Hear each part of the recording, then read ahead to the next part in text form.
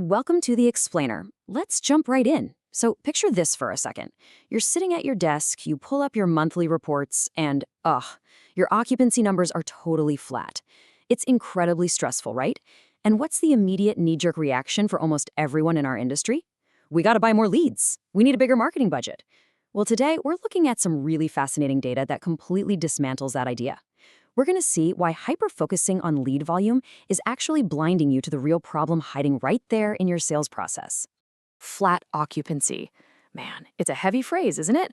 As leaders and decision makers, when we see those numbers flatline, the alarm bells just immediately start going off in our heads.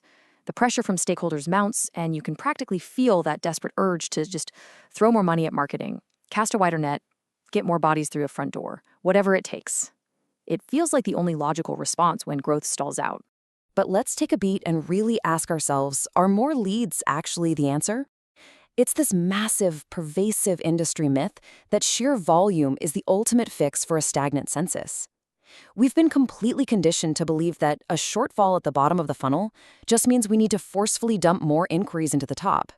But the source material we're digging into today reveals that this assumption is, well, fundamentally flawed. Section 1. The lead generation trap. Instead of just blindly throwing dollars at lead gen, we really need to carefully analyze what's actually happening beneath the surface of that frustratingly flat occupancy rate. Because treating the symptom, a perceived lack of leads, completely ignores the underlying disease in your internal systems. So let's do a quick little diagnostic test together. I want you to answer these 3 questions for me right now, just off the top of your head. Ready? Number 1, who's specifically toured your community in the last 3 weeks?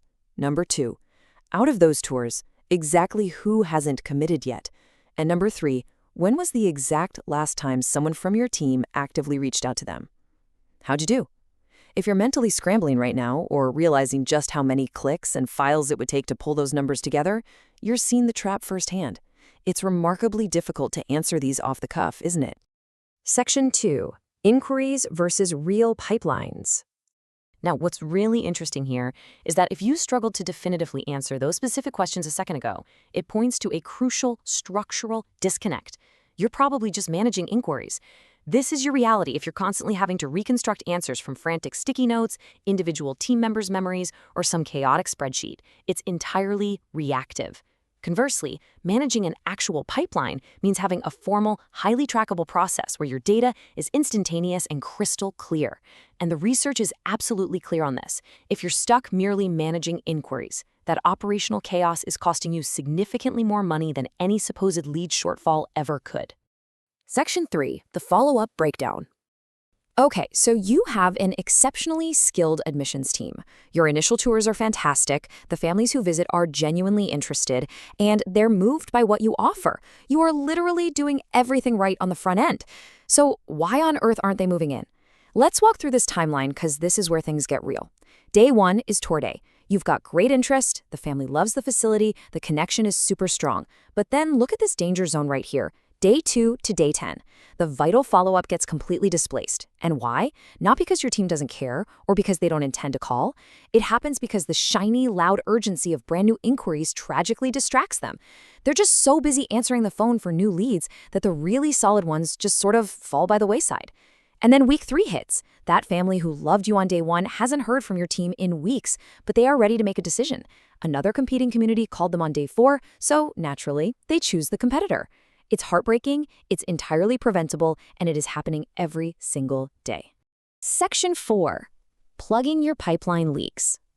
Let's move to the solution and see how this builds.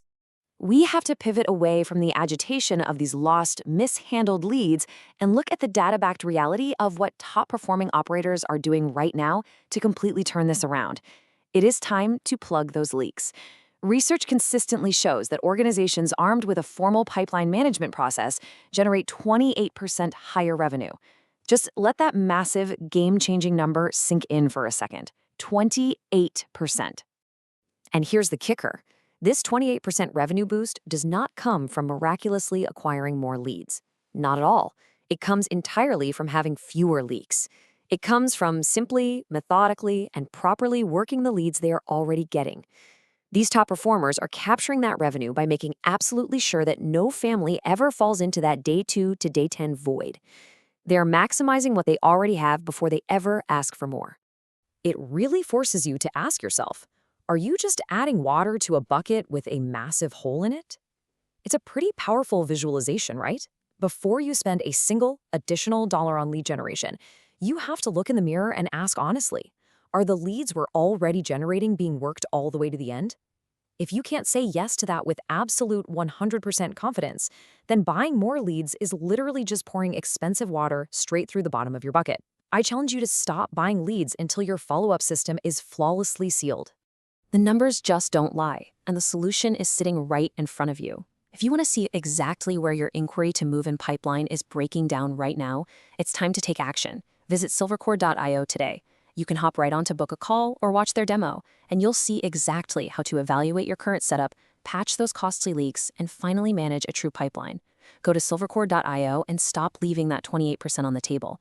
Thank you so much for joining me on this explainer, and I'll leave you with this final thought. If your absolute dream family walked through your doors tomorrow, is your system truly ready to catch them, or will they just slip right through the cracks?